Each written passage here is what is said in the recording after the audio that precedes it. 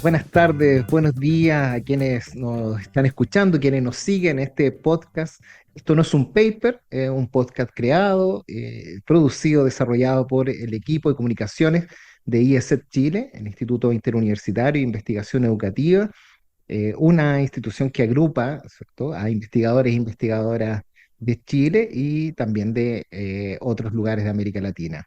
En esta oportunidad continuamos con nuestro ciclo que estamos analizando, discutiendo, conversando sobre STEAM y educación.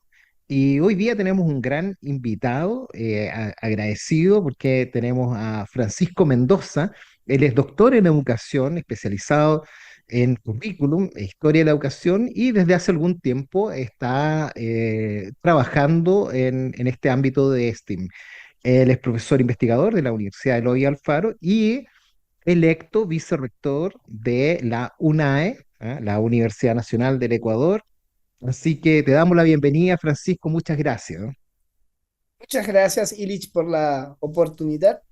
Qué gusto estar con ustedes y poder compartir las experiencias de nuestros sistemas educativos y sobre todo de nuestras realidades educativas que convergen en los intereses de la investigación educativa. Sí, muchas gracias. Bueno, tal como te lo explicábamos, le hemos explicado a nuestros invitados, a nuestra invitada, la idea es desarrollar este podcast. Básicamente es un espacio de difusión, de conversar, más que esta típica, ¿no es cierto?, jerga que a veces utilizamos de la investigación y hacer un poco más cercano lo que estamos trabajando, y por eso hablamos de esto no es un paper, ¿no? Entonces, de ahí el nombre, ¿ya? Así que agradecido y un poco, primero, contarnos cómo es tu acercamiento a esta temática de lo que es el STEAM, digamos, en educación, y contar de qué se trata, digamos, un poco eso. Claro, bueno, contarte un poco que yo lidero el grupo de investigación de educación, tecnología y sociedad digital de la universidad. Y dentro de este grupo hemos venido haciendo estudios siempre sobre las propuestas curriculares que el Ministerio de Educación lanza hacia la sociedad. Además de tener un trabajo de estudio comparado entre los países latinoamericanos a través de los datos que nos da el CINDE. Entonces, siempre hemos estado al pie de la letra, siguiendo, bueno, al pie del cañón, realmente es el dicho de acá, de ver qué cosas cambian en el sistema y así fluyó la idea de que el Ministerio de Educación, bajo la gobernanza de María Brown, lanza una propuesta que nace de UNESCO, definitivamente, de implementar STEAM en el Ecuador.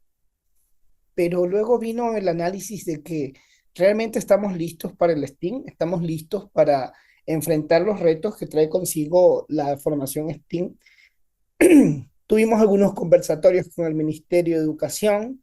Entre esos conversatorios, pues les preguntábamos si estaban dispuestos a cambiar el modelo de escuela que funciona en Ecuador, que es la escuela de grados, la escuela del medioevo, la escuela fundada por bueno, la escuela tradicional, la escuela de 6 grados, con un patio en el centro, un director, con unas rutinas, con un horario. Entonces les preguntábamos a ellos si estaban realmente dispuestos a tomar decisiones sobre estas situaciones que obviamente eran barreras para poder insertar con el proceso STEAM. De allí nace la necesidad de buscar un curso especializado en STEAM y formar a los profes, trabajar con los profesores en que conozcan qué realmente significaba STEM. Creo que muchas personas que inclusive estaban escribiendo la propuesta curricular desconocían el grado de impacto que tiene el STEM sobre la práctica pedagógica, porque uno de los principios que se maneja dentro del STEM es el principio de la integración. Y en este principio de integración, que como lo se entiende, ellos lo entendían como, vamos a integrar a todas las personas, pero no se trataba de integrar a las personas, se trataba de integrar las disciplinas, de integrar los procesos curriculares, de abandonar la escuela de, a ver, hoy tenemos matemáticas, después ciencias, después sociales, sino abordarlas de manera integrada a través de propuestas que desde el principio de contextualización le permitan resolver situaciones del entorno. Entonces, nosotros formamos un grupo de investigación en el que se unió Cristian Ferrada, un profe de Chile, de la Universidad de los Lagos también, con quien llegamos a trabajar, a desarrollar una guía primero de inteligencia artificial, fue nuestro primer producto, y luego pues desarrollamos a través de la corporación educativa CEDIA, que es una financiante, un aliado estratégico de la educación superior en Ecuador, un curso que se denomina Avante. Este curso Avante nos permitió trabajar ya cosas muy prácticas del enfoque STEM en el aula y a partir de ello nosotros continuamos haciendo algunas propuestas con STEM alternativo. ¿A qué le llamamos STEM alternativo? A que el STEM obviamente pues camina con fuerza hacia la robótica, hacia el uso de la ingeniería, pero nosotros a cada propuesta STEM de uso de maquinarias, nosotros le buscamos su hermanito pobre. Así terminamos creando 4 proyectos súper interesantes. El proyecto Hilando Historias, que consistió en ingeniería textil, llevar principios de ingeniería textil al aula para contar historias, para contar leyendas, o más bien para reconstruir la historia incaica que se desarrolló dentro del Ecuador. El segundo se llamaba Formando Territorios, en el que a través del reciclaje y la inteligencia artificial logramos crear de recicladas con material reciclado en alto relieve para reconstruir accidentes geográficos del Ecuador, ollas, golfos, bahías, montañas, cimas, y darles contextos de qué cosas se producen en estos sectores según la disposición geográfica, climática y productiva de cada sector. El tercer proyecto se llamaba Mis Jabones Orgánicos. Mis Jabones Orgánicos tenía un trasfondo del uso de las plantas medicinales para poder crear jabones con olores medicinales, menta, albahaca, oreganón y otros más, que servían para curar la piel, curar ciertas enfermedades distópicas. Tuvo un análisis de inteligencia artificial para ver qué cosas se podían curar con estos esenciales que los chicos usaron dentro de la construcción de los jabones. Y el último, que fue quizás el más cortico de todos, se llamaba Mis Títeres Reciclados. Los chicos montaron una escena de títeres con materiales reutilizados y con ingeniería eléctrica básica. De tal manera que se demostró al Ministerio de Educación que había alternativas para sostener el STEM. Pero definitivamente la batalla cruzada no terminó en buenos términos porque el ministerio desechó el marco competencial porque dijeron que el STEM no era para el Ecuador. Entonces, nosotros ¿Cómo? ahora estamos Y eso, desarrollando, ¿sí? bueno, disculpa, pero quiero, eh, frente a ese argumento que el STEM no es para Ecuador, ¿cuál es el desarrollo que ustedes van a hacer? ¿Qué es cuáles son? Porque lo que estoy entendiendo es que ustedes buscaron alternativas, buscaron posibilidades, buscaron decir, ¿sabes qué? Se puede desarrollar tecnología, educación y tecnología, este enlace entre educación y tecnología, sin la necesidad de contar con grandes laboratorios, sin la necesidad de contar con gran instrumental. Es posible Exacto, hacer tecnología de un modo alternativo, de un modo también relacionado con el medio ambiente, lo que estoy entendiendo que buscaron también una relación cultural, territorial, y de algún modo, como decir, es posible que desde los territorios se pueda construir enlaces, ¿no es cierto?, esta relación entre educación y tecnología. Entonces, por otro lado, aparece esta idea, no, no es para el Ecuador, ¿Y cuál es ahora la forma de ustedes llevar a cabo y continuar con eso? Si es que van a continuar, digamos. Cuéntame. Claro, nosotros a partir de esta experiencia que tuvimos con una institución fiscal, es decir, una institución del Estado, que fue en donde se desarrolló el proyecto, justamente este 15 de agosto vamos a tener una demostración para la directora distrital de educación y le vamos a mostrar cuáles fueron los logros de estos proyectos, porque ellos aún siguen viendo al STEM como solamente, no, países ricos que pueden tener robots, que pueden tener Entiendo. mega laboratorios, microscopios con proyectores, drones, y nosotros creemos que ese STEAM es posible, pero también creemos que existe el STEM alternativo en el que se puede hacer ingeniería con un molino de mano.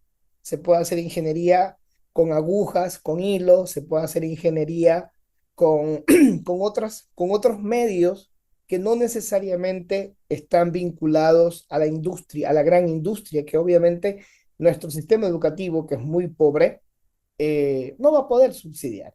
Pero sí la creatividad del docente, si la creatividad de este grupo de investigadores, jóvenes investigadores, alumnos que están hoy postulando a su grado a través de estos proyectos que desarrollaron, pudieron hacerlo y pudieron lograr hacer práctica STEM a través de estas alternativas metodológicas, estoy seguro que podemos hacerlo de otras maneras. Entonces, hemos emprendido en un nuevo proyecto que se llama Modelo de Gestión STEAM H Ecuador. En Ya. este modelo hemos contado nuevamente con CEDIA, con corporaciones como Open Lab Ecuador, STEMFEM, STEMFEM y también la Organización de Mujeres de la Ciencia, porque también tiene un enfoque de género muy fuerte, este enfoque de STEM. Entonces, con todas estas corporaciones, hemos empezado a impulsar un modelo de gestión, ya no solamente proyectos sueltos, como lo hicimos al inicio, para demostrar que era posible el STEM. A partir de ese conocimiento adquirido, queremos llevar ahora un modelo de gestión a las escuelas. Entonces, queremos adoptar escuelas STEM. En la propuesta inicial comienza con 8 escuelas, una escuela por cada universidad, dos escuelas por cada universidad participante, una escuela particular y una escuela fiscal.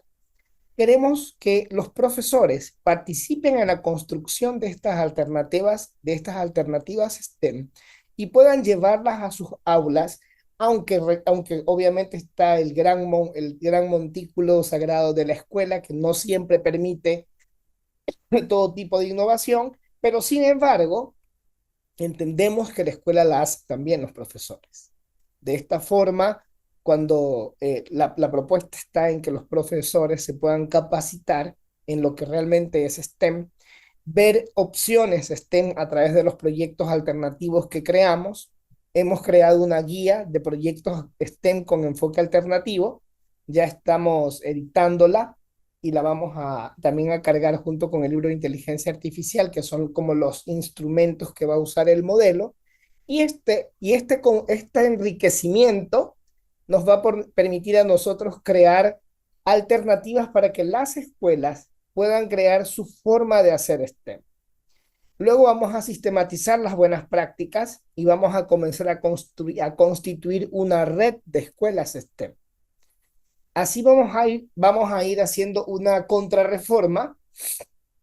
Entendemos que las políticas públicas siempre vienen de arriba hacia abajo, pero las resistencias y las reformas vienen de abajo hacia arriba. Ah, Entonces, eso es lo que estoy entendiendo, que hay como una forma de resistencia, porque por un lado, tú dices, tenemos este problema desde la política nacional, ujú, que dice esto no es para Ecuador. Por otro lado, la escuela en su dificultad de cambio, tú hablas de un montículo de dificultad, digamos que en la escuela, lo que estoy entendiendo, cuando habla de la escuela, entiendo como esa estructura del normativa. currículo y normativa, ¿no es cierto?, que hay que Ujú. cumplir, y lo que entiendo es que aquí hay una alianza entre algunas universidades, son 4 universidades, ¿no? Las Cuatro que están universidades, participando, sí. y con los profesores y profesoras de esa escuela. Sí, y ¿Cómo también lo la van a hacer? participación de ONGs. Ah, Y y la ONGs, ya. participación de ONGs, sí. ¿Y cómo lo pretenden hacer? ¿Cuál es esto es como también una lucha dentro de un contexto bien difícil. Eh, Sí, ¿Cómo lo pretenden hacer? ¿Cómo es? ¿Cuál es la idea? pues Cuéntame. bueno, cuando el STEM era parte de la política pública, la resistencia era no STEM. Entonces, ahora que el STEM no es, el STEM ya no está en la política pública, la resistencia es vamos por el STEM. Porque definitivamente los resultados nos dejaron entrever, nos dejaron ver los resultados. Hay unas publicaciones realizadas de un congreso en Dickinson, en algunas publicaciones en Dickinson, que hablan de lo que los chicos lograron aprender y lograron Ya. transversalizar inclusive a través de este potente componente, este potente enfoque didáctico. Entonces, primero había que lavarle la cara al STEM. O sea, para el Ministerio de Educación, el STEM era un modelo educativo. Le digo, no, no, el momento, los modelos educativos son otra cosa. Tienes que hablar las cosas con propiedad. El STEM es un enfoque didáctico que sirve para cualquier modelo educativo que tú quieras usar, solo que a todo modelo le vas a dar el enfoque de usar ciencia, tecnología, ingeniería, artes y matemáticas. Entonces, todo aquello que pudiese ser articulado, pues se traduce a través de este enfoque didáctico, que es lo que hicimos nosotros, buscando alternativas. Ahora, esta red lo que pretende es específicamente crear centros de innovación. Nos hemos registrado ya como centros de innovación y el Ministerio de Educación ya nos aceptó como laboratorios de innovación. Entonces, tenemos los ojos del gobierno puestos sobre nosotros porque quieren ver de qué somos capaces de hacer a través del famoso STEM, sobre todo porque ellos creen que nosotros estamos dejando de lado el currículo.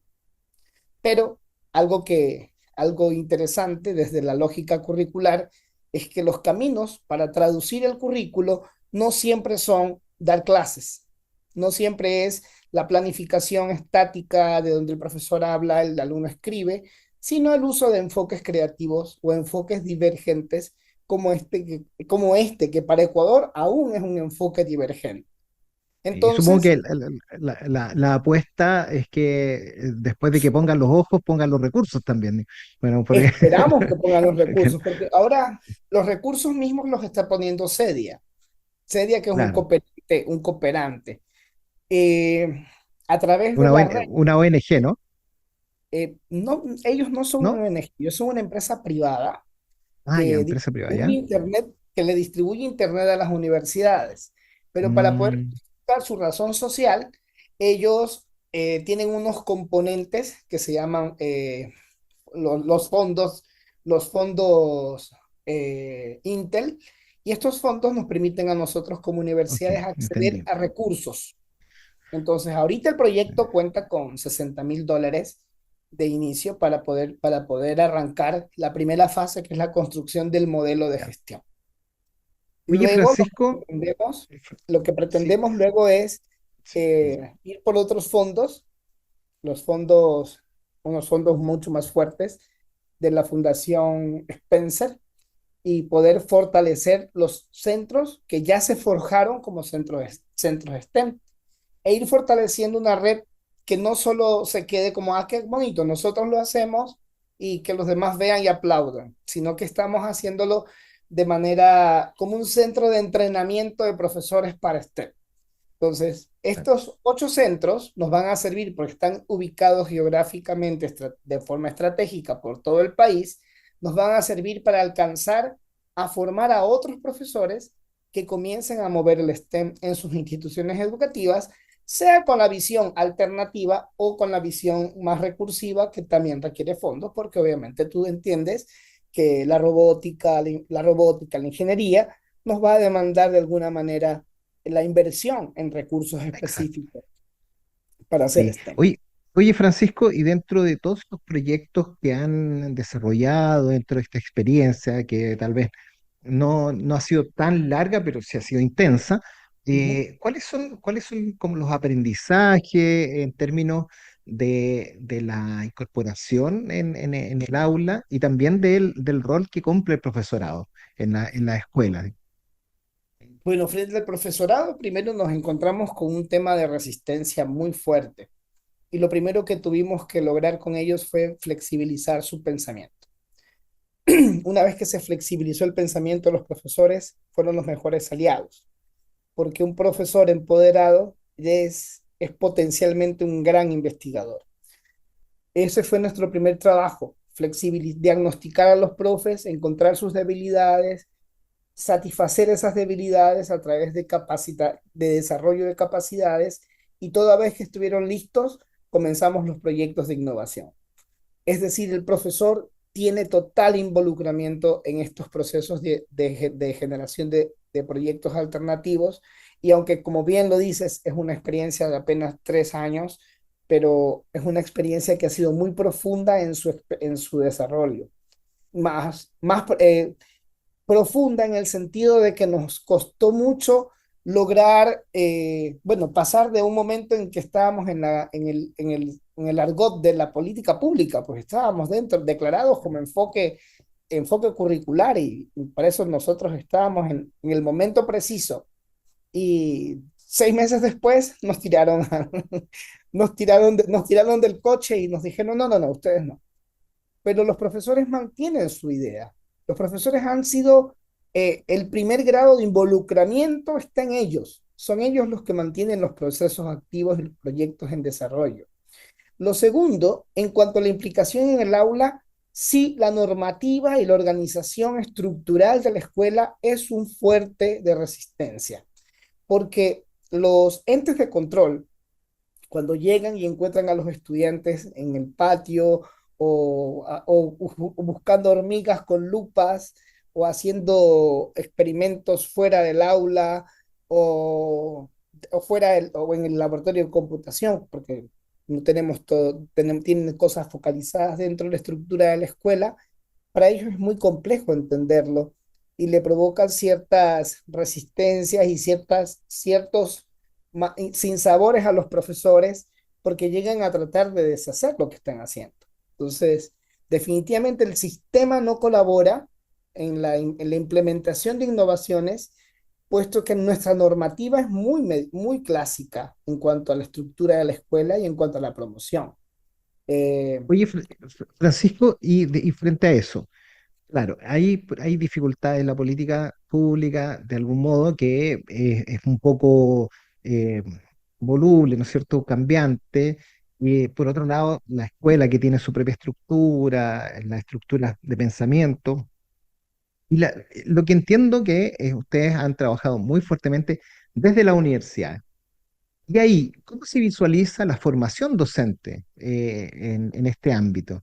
¿Y cómo se visualiza también el ámbito de entenderlo eh, como, como un elemento clave o no, o como uno de los elementos dentro de la formación? ¿Cómo lo ven? ¿Cómo lo han incorporado? Porque yo me imagino que estas estructuras de pensamiento también están dentro de la universidad, ¿no? O sea, no es algo que es tan fácil permear, digamos. ¿Cómo no, lo están, cómo lo están visualizando no. en la formación inicial docente? Lo has dicho con las palabras más claves, no es fácil de premiar. Sin embargo, tampoco es imposible. Eh, pues también tocó un trabajo con los profesores. Hoy ya tenemos, nuestras facultades, nuestra carrera es muy pequeñita, somos 18 profes, y de los 18 profes ya 6 estamos en la línea del STEM. Se hemos logrado que el 30% de la masa crítica de la carrera entienda que esto no solamente es para los proyectos que se hacen temporalmente, sino que sirve para enseñar sociales, sirve para enseñar ciencias, sirve para enseñar matemáticas, sirve para enseñar lengua, y se han hecho algunos avances estén interesantes, porque los chicos ahora ya están recibiendo herramientas que pueden utilizar para su implementación en el enfoque STEM. Por ejemplo, la semana pasada se cerró la Feria de Artes, y fue un espacio muy creativo de ver cómo habían implementado títeres con tecnología.